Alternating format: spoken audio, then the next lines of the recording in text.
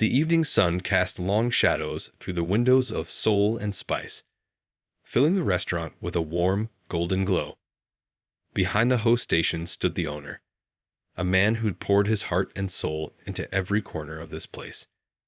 His crisp white chef's coat gleamed under the vintage chandeliers he carefully selected himself, each one telling a story of weekend antique hunts with his grandmother. The kitchen hummed with activity as prep work for the dinner service kicked into high gear. Pots clinked against stovetops, and the rhythmic chopping of vegetables created a familiar melody. The owner smiled, taking in the aromas that reminded him of Sunday afternoons in his grandmother's kitchen. That secret spice blend that had become the cornerstone of his success. He'd started as a dishwasher in this very neighborhood 20 years ago, learning the restaurant business from the ground up. Every paycheck went into a coffee can labeled Dream Fund, and his grandmother matched each dollar he saved. Now, after 15 years of cooking in other people's kitchens and 5 years of running his own place, he'd built something truly special. The dining room sparkled, each table set with careful precision. Fresh flowers, delivered that morning from the local florist down the street, added splashes of color to the warm wooden tables. Black and white photos lined the walls. Snapshots of the neighborhood's history, faces of community members who'd supported him from day one. And in the center, a striking image of his grandmother's hands rolling out biscuit dough. His staff bustled around, preparing for the evening rush.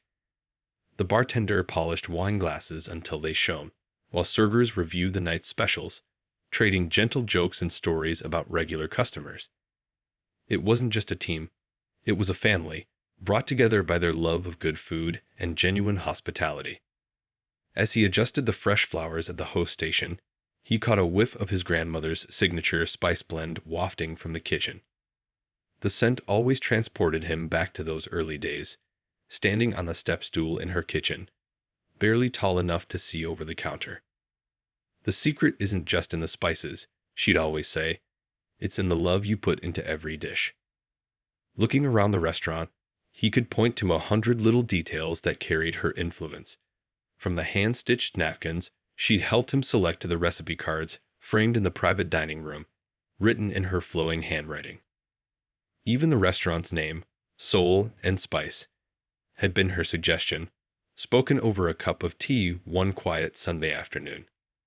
The reservation book showed a full house tonight, including some first-time guests and beloved regulars who'd been coming since opening day. He loved the mix of faces he saw each evening. Young couples on first dates, families celebrating special occasions, business people unwinding after long days, all brought together by the universal language of good food and warm hospitality. Little did he know that this ordinary Tuesday evening was about to become anything but ordinary. The sun continued its descent, painting the sky in brilliant oranges and pinks, as the first customers of the evening began to arrive. He straightened his chef's coat, ready to greet them with the same warmth and pride that had made Soul and Spice a neighborhood favorite. The peaceful atmosphere of the restaurant shifted when the front door swung open with unnecessary force. A woman strutted in, designer handbag swinging from her arm, phone pressed against her ear as she spoke loudly enough for everyone to hear. Her blonde bob haircut bounced with each step, and her expensive-looking outfit seemed to demand attention from everyone in the room. "No, you won't believe where I am right now," she practically shouted into her phone, completely ignoring the owner's warm welcome. She raised her perfectly manicured hand, shooing him away as if he were an annoying fly rather than the person greeting her. "I'll call you back. This place better be worth the drive across town."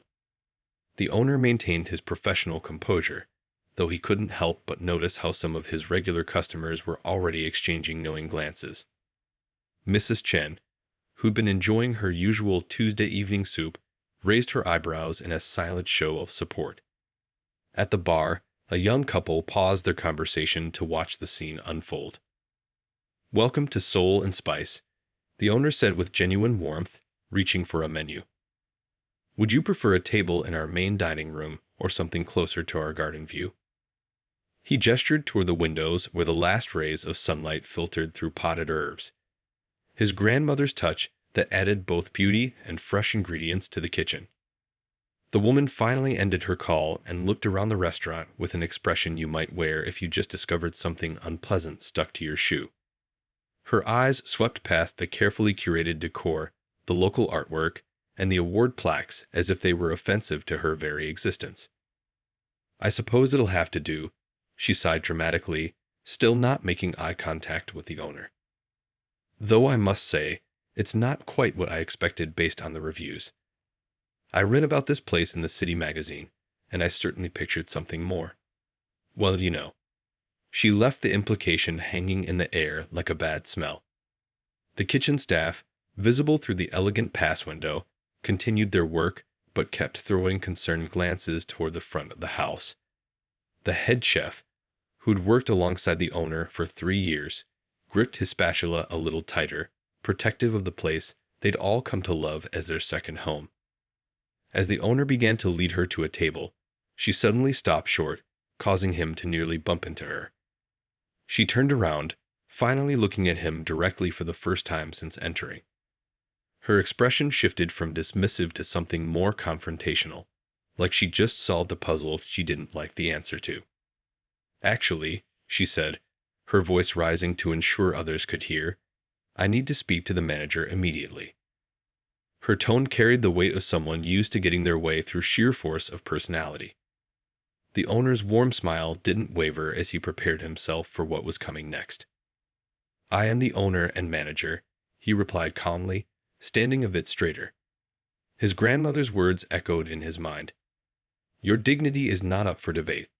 The woman's eyes widened, and her mouth twisted into something between a smirk and a scowl. Around them, the restaurant seemed to collectively hold its breath. The soft jazz playing through the speakers suddenly felt very distant, as if the whole room was tuning in to what would happen next. A few phones discreetly emerged from purses and pockets, their owners sensing that this evening was about to become memorable for all the wrong reasons. The woman let out a laugh that could cut glass. "No, dear," she said, speaking slowly as if talking to a child. "I mean the real manager. The actual owner of this establishment." She adjusted her designer watch, making sure it caught the light. "I find it hard to believe that someone like, well, you understand what I mean." The soft clink of forks against plates had stopped. Even the kitchen's usual bustle quieted down, the sizzle of pans becoming background noise to this unfolding scene. The owner felt every eye in the restaurant on him, but his grandmother's training kicked in, back straight, chin up, dignity intact. "Ma'am," he replied, his voice carrying the warmth of Southern hospitality his grandmother had instilled in him. "I opened this restaurant 5 years ago. Every recipe, every table, every decision made here comes through me." He gestured to the walls around them, where local magazine reviews and awards hung in simple frames. "I'd be happy to show you to your table and tell you about our specials." "This is ridiculous," she huffed, her voice rising higher. "I know the building owner. He's a close personal friend, and I seriously doubt he would have leased this prime location to." She paused, letting her eyes sweep over him once again. "Well, I'm sure you're a wonderful employee, but let's be honest about who really owns this place." At the bar, a food critic who happened to be doing an anonymous review that evening set down his fork. He'd been quietly enjoying the new seasonal menu, but now his notepad was forgotten as he watched the scene unfold. The young couple near the window had completely abandoned their dessert, their hands intertwined in shared tension. The woman pulled out her phone again, this time brandishing it like a weapon. "I'm going to call him right now. We'll see what he has to say about this little charade." Her fingers tapped aggressively against the screen, her red nails clicking with each motion. The owner's hands, which had prepared countless meals and built this business from scratch, remained steady at his sides. He thought about the lease signing 5 years ago.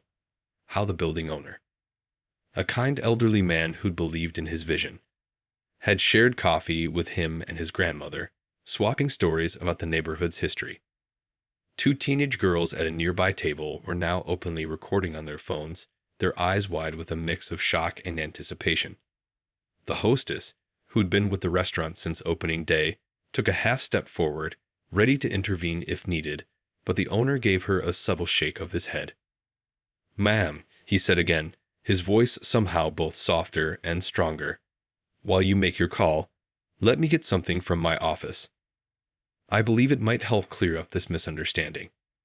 The woman's expression flickered with uncertainty for a moment. This wasn't how these confrontations usually went in her experience. The regular customers, who'd watched this restaurant grow from a dream into a neighborhood gem, sat with straight backs and proud faces. They knew what was in that office: the photos, the awards, the framed $1 bill his grandmother had helped him hang. They'd seen this place transform from an empty storefront into a bustling hub of community and excellent food. As the owner walked toward his office with measured steps, his kitchen staff stood a little taller. They'd seen him handle difficult situations before, but this was different. This wasn't about a mixed-up order or a slightly too spicy dish. This was about something much deeper, and they knew their boss was about to handle it in a way that would make his grandmother proud. The woman paced near the host station, her heels clicking against the hardwood floors that the owner had personally selected and maintained over the years. She kept glancing at her phone, muttering about how she couldn't reach her supposed friend who owned the building. The other diners continued watching, their meals forgotten in front of them. "This is absolutely unacceptable," she announced to no one in particular, her voice bouncing off the exposed brick walls. "I demand to see some proof of ownership. Anyone could just walk in here and claim they own this place." She waved her hand dismissively at the carefully curated decor and the wall of accolades. The evening sun had fully set now, and the vintage chandeliers cast a warm glow throughout the dining room. Through the kitchen window, the staff continued their work, but their movements were distracted, their eyes constantly darting to the front of the restaurant. The head chef gripped the edge of his workstation, years of working alongside the owner making this personal for him too. An older couple who'd been regular customers since opening day exchanged knowing looks. They remembered how this place had started, the owner working 18-hour days, sometimes sleeping on the small couch in his office, putting every penny back into making the restaurant better. They'd watched him transform this space from an abandoned storefront into something special. The woman's phone rang, and she answered it quickly, speaking in a loud voice. "You won't believe what's happening here. This man is trying to tell me he owns this beautiful restaurant.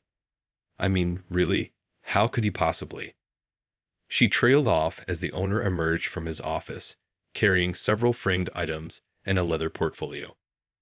The entire restaurant seemed to lean forward slightly, curiosity piqued.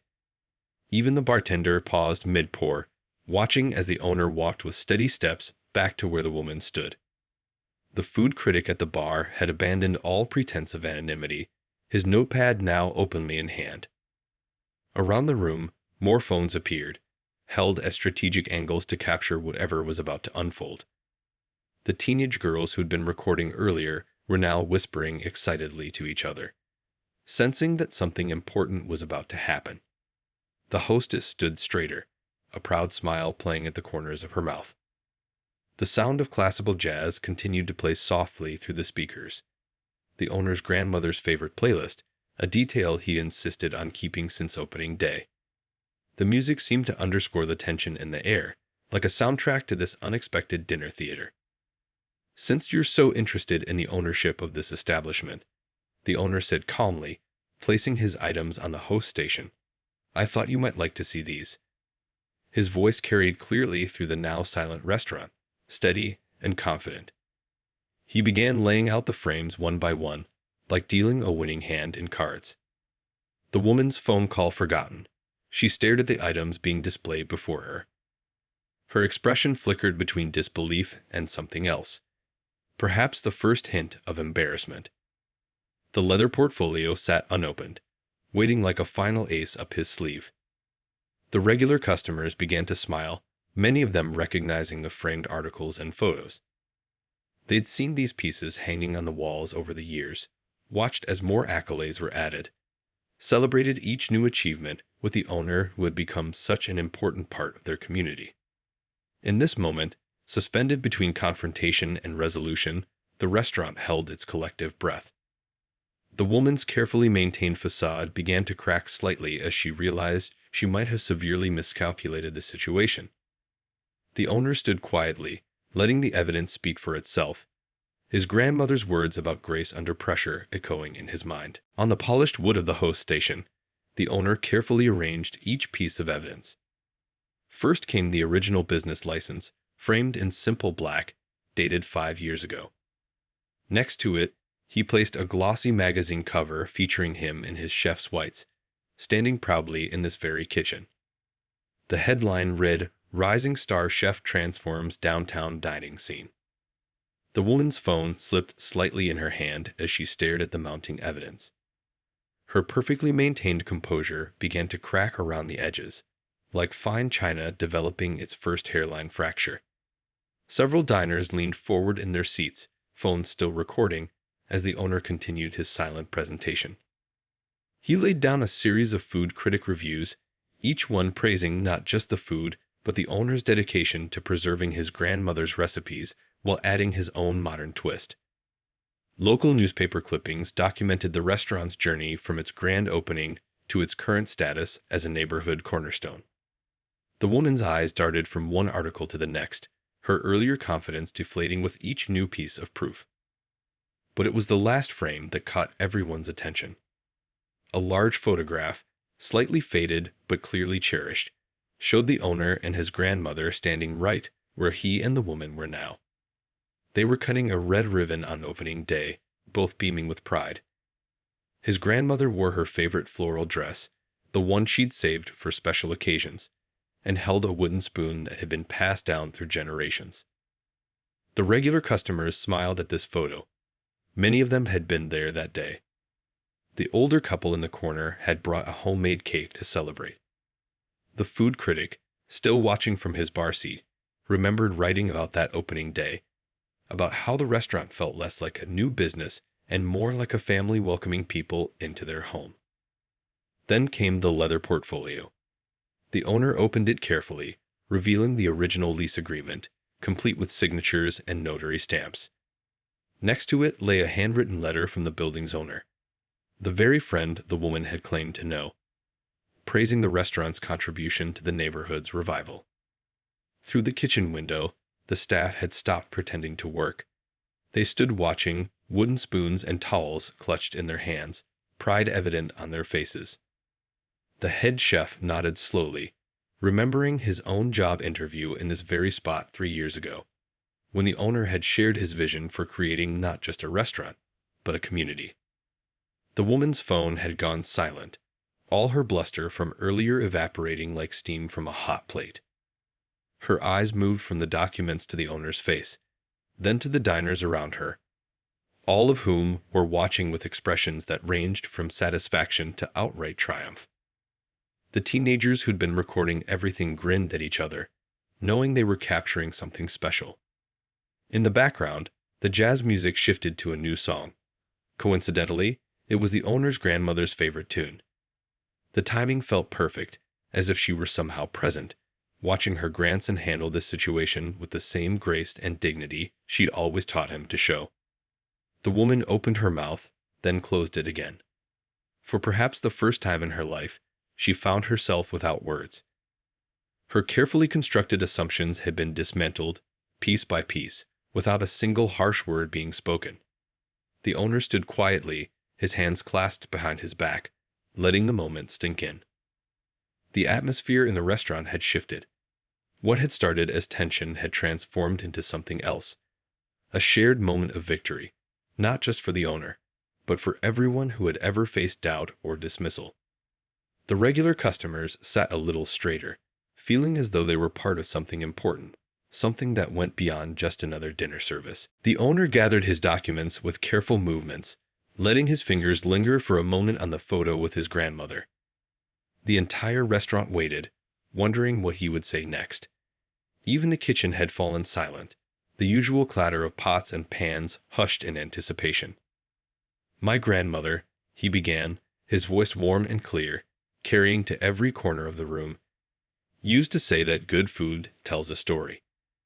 He smoothed down his crisp white chef's coat, the same way she used to straighten her apron before teaching him a new recipe. Every dish we serve here carries a piece of my family's history. The woman shifted uncomfortably, her designer heels scuffing against the floor. Her phone had disappeared into her purse, and her earlier bravado had melted away like butter in a hot pan. Around her, diners leaned in, drawn by the sincerity in the owner's voice.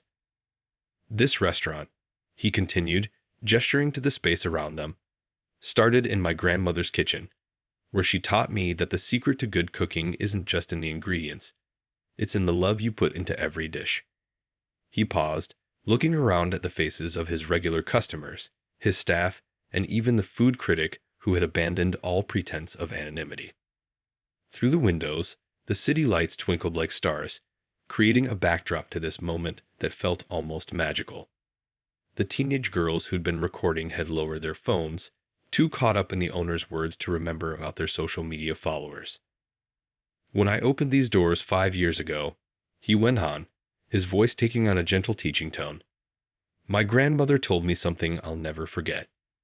She said, "Baby, when someone tries to make you feel small, stand tall and let your work speak for itself." A few sniffs could be heard from the dining room as people dabbed at their eyes with cloth napkins. The woman's face had turned a deep shade of red, spreading down her neck and to the edges of her expensive blouse. She looked like she wanted the handcrafted floor tiles to open up and swallow her whole. But the owner wasn't trying to shame her. His grandmother had taught him better than that.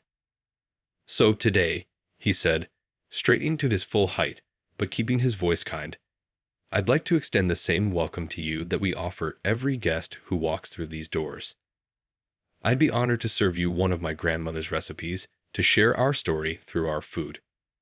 Or, if you prefer to dine elsewhere, I completely understand. The head chef, who had emerged from the kitchen, stood proudly behind the pass window. The hostess wiped a tear from her eye, remembering her own first day when the owner had shared his grandmother's philosophy about treating every customer like family, even the difficult ones. A slow clap started from the corner where the older couple sat. It spread like a wave through the restaurant, building into genuine applause. The food critic at the bar had pulled out his notebook again, scribbling frantically. This was no longer just a review about food, but a story about something much more important. The woman looked around at the clapping diners, at the proud staff, at the warmth and community she had dismissed so easily when she walked in.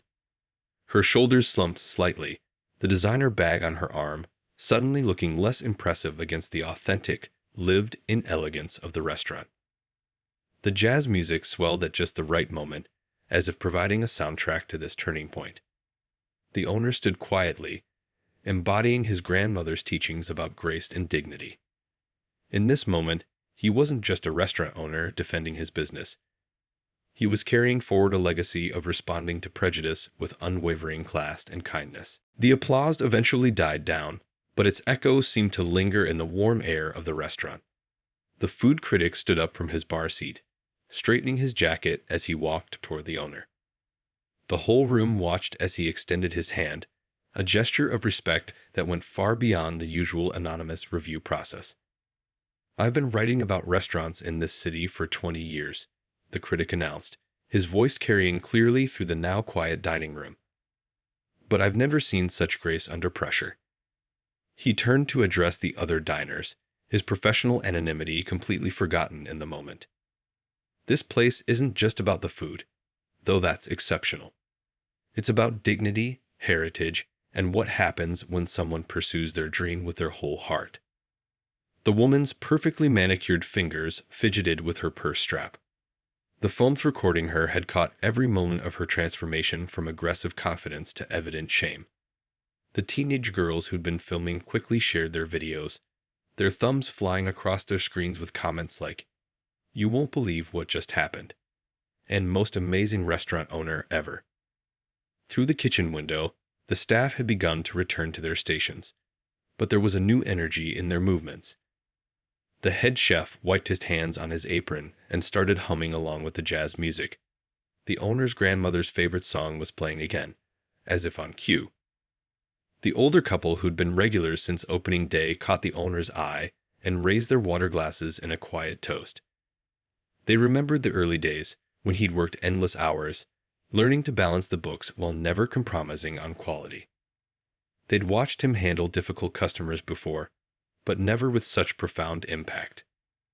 The hostess stepped forward with a fresh menu in hand, ready to follow her boss's lead, whether that meant seating the woman or showing her to the door. The rest of the dining room seemed to hold its breath, wondering what would happen next. Would the woman stay and eat humble pie along with her dinner, or would she make a rush for the exit? Social media notifications started pinging around the room as the videos began to spread. The food critic was already typing on his phone, his review clearly taking a different direction than he planned when he walked in that evening. This wasn't just about perfectly seasoned food anymore. It was about serving up something far more meaningful. A young family at a corner table whispered to their children, explaining the importance of what they just witnessed. The parents' eyes shone with gratitude for this unexpected teaching moment. Their kids nodded seriously, absorbing a lesson that no textbook could quite capture. The woman opened her mouth to speak, then closed it again. The owner's quiet dignity had left her with no ammunition, no way to salvage her earlier behavior. Her designer outfit and expensive accessories suddenly seemed less like armor and more like props in a play that had gone terribly wrong. Around the room, other diners began to return to their meals, but there was something different in the atmosphere. Strangers smiled at each other across tables, sharing looks of understanding. The community that had always existed in this restaurant had grown stronger, bonded by witnessing something remarkable. The owner adjusted one of the frames he'd brought out, the photo of him and his grandmother on opening day. In it, she wore her favorite floral dress and held her lucky wooden spoon, the one that had stirred thousands of pots of her famous sauce. He could almost hear her voice. Sometimes the best reply to unkindness is to let your success speak for itself. By the next morning, the videos had spread like wildfire across social media. People shared them with comments about dignity, grace, and standing up to prejudice without losing your cool. The teenage girl's uploads had gone viral, turning the quiet neighborhood restaurant into an overnight sensation. The local morning news van parked outside before the restaurant even opened for lunch service. The owner stood in his usual spot behind the host station, straightening menus and adjusting flower vases when the reporter walked in. Her cameraman took shots of the wall of photos, lingering on the one of the owner and his grandmother on opening day. "Your response has inspired thousands of people," the reporter said, holding her microphone steady. "What made you handle the situation that way?" The owner smiled, thinking of all the Sunday afternoons spent in his grandmother's kitchen, learning not just about cooking, but about life. "My grandmother always said that the true test of character isn't how you act when things are easy," he replied, adjusting his chef's coat. "It's how you handle the difficult moments that show who you really are." The kitchen staff, arriving for their shifts, nodded in agreement as they passed by. The phone hadn't stopped ringing all morning. Reservation requests poured in, with people calling from across the city and even neighboring states. The hostess had started a waiting list that stretched weeks into the future. But the owner insisted on keeping several tables open each night for walk-in customers from the neighborhood, the locals who'd supported him from day one. A famous food magazine emailed, requesting a feature story about the restaurant. They weren't just interested in the food anymore. They wanted to tell the story of how a grandmother's wisdom had shaped not just the menu, but the very soul of the place. The reporter mentioned something about a possible TV segment too. By lunchtime, a line had formed outside the door. People waited patiently, chatting with each other about the videos they'd seen. Inside, the owner gathered his staff for their usual pre-service meeting. "Remember what this place is about," he told them, gesturing to the busy dining room. "It's not about going viral or being famous. It's about good food, respect, and making everyone feel welcome. The older couple who'd witnessed everything the night before came in for lunch, bringing a handmade card signed by their grandchildren. "You taught them something important," they said, pressing the card into his hands. "Sometimes the best lessons don't come from textbooks." Throughout the day, other local business owners stopped by to shake his hand. The bookstore owner from down the street brought coffee. The florist delivered a fresh arrangement with a note that read, "Thank you for making our neighborhood proud." The community had always been tight-knit, but now it felt even stronger. Late that afternoon, an envelope arrived from the building owner, the same one the woman had claimed to know.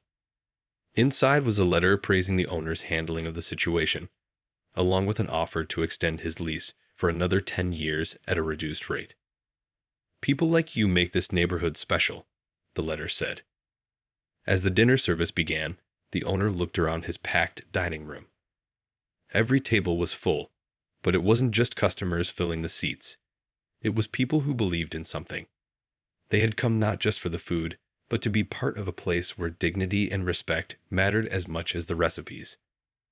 The last rays of sunlight filtered through the windows, catching the frame of his favorite photo, him and his grandmother on opening day.